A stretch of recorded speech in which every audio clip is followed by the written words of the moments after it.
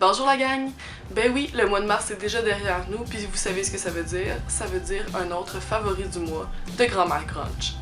Je sais pas si vous êtes comme moi, mais moi, le mois de mars puis le mois d'avril, dans la vie, je m'en calisse un petit peu. Je me souviens jamais vraiment de ce qui se passe pendant ces mois-là, fait que je pense que de faire une vidéo, c'est comme un bon journal intime pour m'en souvenir dans le futur.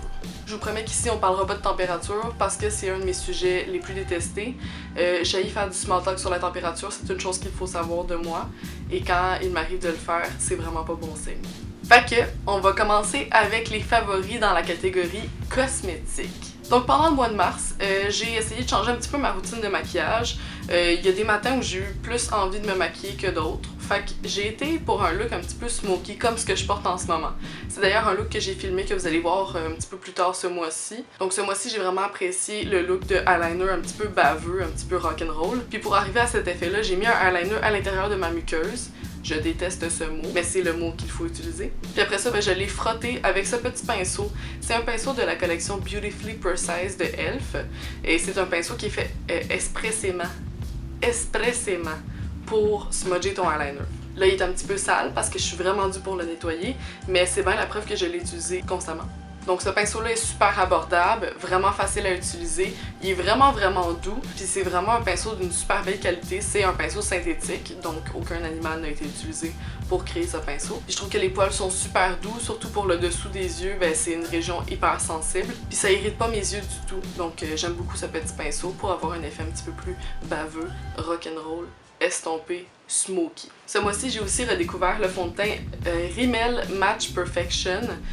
J'utilise la couleur 10 Light Porcelain. J'avais ce fond de teint-là dans ma collection depuis quand même un bon moment. Par contre, tu sais, j'avais des fonds de teint préférés, puis j'avais comme une mauvaise expérience avec un fond de teint Rimmel. Celui, je pense c'est 25 heures avec le bouchon rouge. Ce fond de teint-là bouchait mes pores d'une manière un petit peu dégueulasse. Ça créait comme des mini boutons, comme surtout autour de mon menton. J'avais comme toujours le feeling que les fonds de teint Rimmel allaient faire ça sur moi anyway. Mais en réessayant ce mois-ci, j'étais très prudente de regarder quel effet ça avait sur ma peau pour pas finir, c'est comme avec une situation hors de contrôle. Puis je l'aime vraiment beaucoup. Le fini est super naturel. C'est le genre de fond de teint qui est beaucoup mieux quand tu le presses dans ta peau. Fait que pour moi, j'utilise toujours mon pinceau Powder Blurring Brush de e.l.f. C'est un pinceau qui est super dense, puis que tu peux le tapoter beaucoup, là. Puis il est pas trop mat, il est pas trop lumineux, il est juste entre les deux. Puis même sur ma peau mixte, il dure toute la journée. Fait qu'il est super abordable, super bon. Il bouge pas mes pores, puis ça, c'est vraiment nice. Au suivant maintenant. Donc en checkant les rabais aux Jean Coutu, j'ai trouvé ce petit crayon à lèvres de Maybelline. C'est le crayon Color Sensational Shaping Lip Liner dans la couleur 125 Magnetic Mauve. Fait que je me suis permis de l'acheter parce qu'il est en rabais. Puis je suis vraiment impressionnée. Moi, mes lip liners habituellement, c'est les MAC ou bien les Rimmel. Je suis pas une acheteuse compulsive de lip liner. Puis je sais pas trop quelle différence il y a entre les formules ou lesquelles font tenir mon rouge à lèvres plus longtemps. Je suis un petit peu indifférente. Mais celui-là, je l'ai trouvé vraiment cool. Il est super crémeux, il est vraiment pigmenté, puis c'est facile de dessiner tes lèvres avec. Je trouve qu'avec les crayons à lèvres MAC, la formule est un petit peu trop cireuse, pas assez pigmentée, puis comme, tu sais, c'est des crayons que tu dois aiguiser, fait que déjà là, je trouve ça moins pratique. Puis pour dessiner tes babines, j'ai l'impression que comme, il faut vraiment que tu tires pour avoir comme de la couleur. Puis ça, c'est pas full pratique quand tu essaies vraiment de dessiner tes lèvres puis que tu as une forme un petit peu floue. Fait que celui-là, je l'ai trouvé vraiment bien. Je trouve que la couleur, elle va avec beaucoup de choses aussi. C'est un mauve avec un petit fond brun. Fait que déjà là, c'est bon pour les nudes, c'est bon aussi pour les rouges à lèvres roses. Puis même, je l'ai utilisé en dessous de rouge à lèvres assez foncé, juste pour créer une base pour que ça puisse s'agripper un petit peu mieux au rouge à lèvres. Fait qu'il est bon, il est pas cher, il est cute. Puis je suis pas mal certaine que la couleur est assez équivalente à certains lip liners de MAC.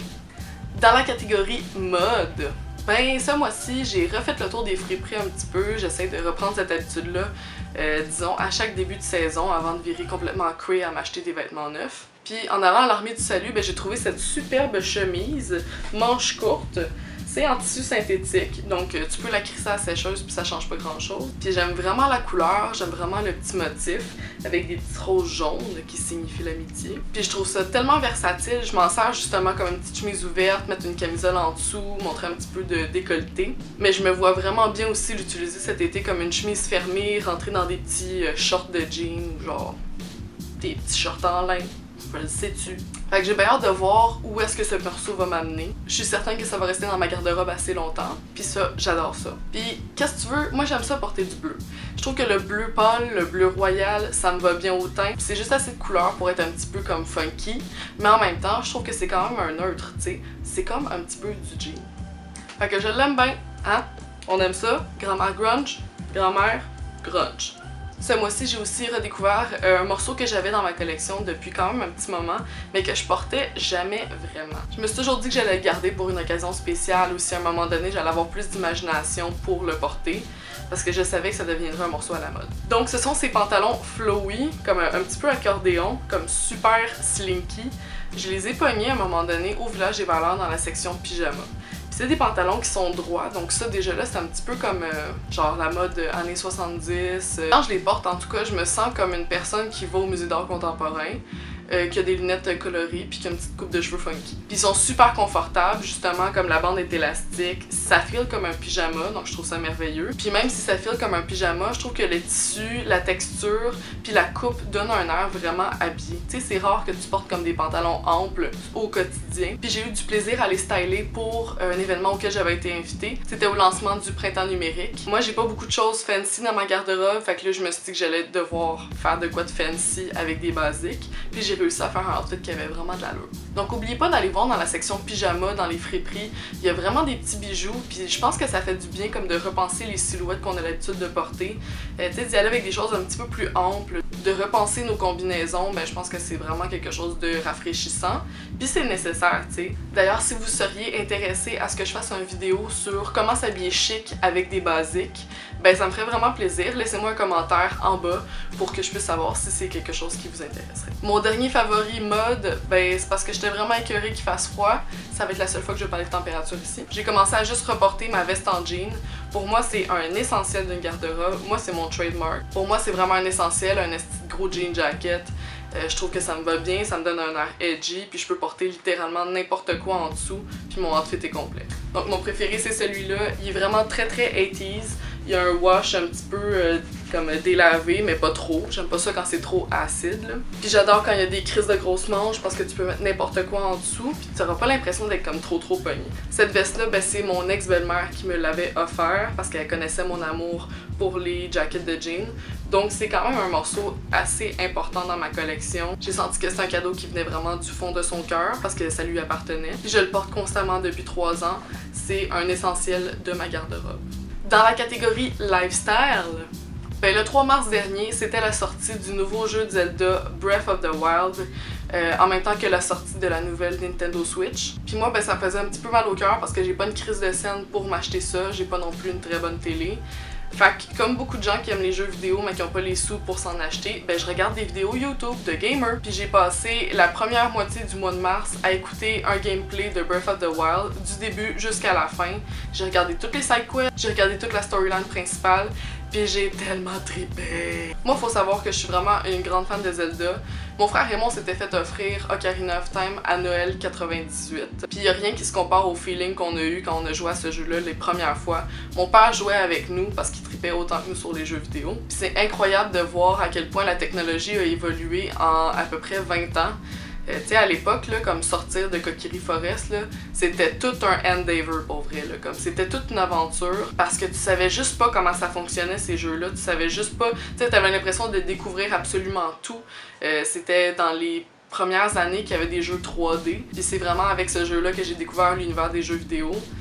Moi, étant la petite sœur, ben, j'ai toujours regardé mon grand frère ou mon père jouer aux jeux vidéo. C'est un petit peu plate parce qu'aujourd'hui encore, ça me stresse. Je suis pas capable de jouer à Guitar Hero en respirant normalement. Mais je suis quand même fan des jeux vidéo. Je peux en parler, je peux avoir des discussions là-dessus. Et je connais beaucoup de choses là-dessus aussi. Fait que Ocarina of Time, tu peux pas tester, je le connais par cœur. Ceci dit, j'ai vraiment capoté sur Breath of the Wild. J'ai trouvé que c'était un jeu magnifique. Nintendo voulait vraiment repousser les limites de ce qu'ils avaient déjà fait avec les jeux de Zelda. Donc, ils ont essayé de faire un jeu open world à la sauce Zelda. Puis honnêtement, ça a vraiment bien fonctionné. Ils voulaient vraiment recréer ce feeling-là de liberté puis de grandeur. comme justement avec Ocarina of Time quand tu découvrais pour la première fois que tu pouvais sortir de la forêt puis que tu découvrais une map immense. C'est un petit peu ça qui se passe avec ce jeu-là. Il y a tellement de choses à faire, il y a tellement de secrets, il y a tellement d'endroits différents à découvrir. C'est honnêtement impressionnant tous les détails qui ont pu glisser dans ce jeu-là. Il y a tellement de choses à faire. Même si t'as même pas le goût de faire la quête principale, c'est toi qui décides où tu peux aller. Tu peux honnêtement passer des heures et des heures et des heures à faire les side quests. Puis ça, je trouve ça awesome. Moi, je suis aussi une grande fan des films des studios Ghibli et le jeu a été inspiré en grande partie des films comme Spirited Away ou Princesse Mononoke, puis même Le Château Ambulant. Je trouve que cet univers-là, comme qui mélange le steampunk, l'univers traditionnel japonais, ben, c'est vraiment un très beau mariage avec l'univers de Zelda. Je trouve que ces clins d'œil-là rajoutent de la profondeur. Puis le fait que le jeu se base sur ces références-là, je trouve ça magnifique. Je trouve que c'est comme un chef-d'œuvre. Je me suis surpris à beaucoup de reprises d'écouter mon gameplay puis d'être franchement émue par ce que je voyais. Fait que peut-être qu'à un moment donné, je vais m'acheter une Switch, peut-être qu'à un moment donné, je sais pas, je vais m'acheter une Wii U juste pour pouvoir jouer. Mais d'ici là, je suis vraiment contente d'avoir pu écouter ce jeu-là. Ben écoute, moi ça m'a mis 400$ dans mes poches. Puis ça m'a franchement comblé. Mon dernier coup de cœur lifestyle, ben c'est le fait d'avoir été invité au lancement du printemps numérique au musée McCord en tant que grand-mère grunge. Donc j'ai été invitée en tant que média, moi puis mes 210 abonnés. Donc si vous savez pas ce que le printemps numérique est, ben c'est à peu près 3 mois d'activités qui se passent à Montréal et qui soulignent le rapport entre la culture, les arts et l'univers de la technologie et du numérique. Il y a des événements musicaux, il y a des événements d'art visuel et ça se passe du 31 mars jusqu'au 31 juin si je ne me trompe pas. Je vais donc laisser un lien vers le site internet du printemps numérique pour que vous puissiez aller voir toutes les activités qui sont prévues pendant ces 3 mois de folie. Et j'espère qu'on va pouvoir célébrer ensemble le fait que Montréal est une plateforme culturelle et technologique. Fait que c'est tout pour mes favoris du mois de mars. Si vous avez des questions, des critiques ou juste du love à me donner, n'hésitez pas à me laisser un commentaire. N'oubliez pas d'aller me suivre sur toutes les plateformes des réseaux sociaux, sur Instagram au nom de Alex. Allez suivre ma page Facebook Grand-mère Grunge où je partage des gifs succulents. Puis n'oubliez pas de vous abonner à ma chaîne YouTube sur laquelle vous regardez présentement cette vidéo. Ça me ferait chaud au cœur. J'espère que le mois d'avril va vous traiter comme du monde. Puis d'ici là, ben je vous dis à la prochaine!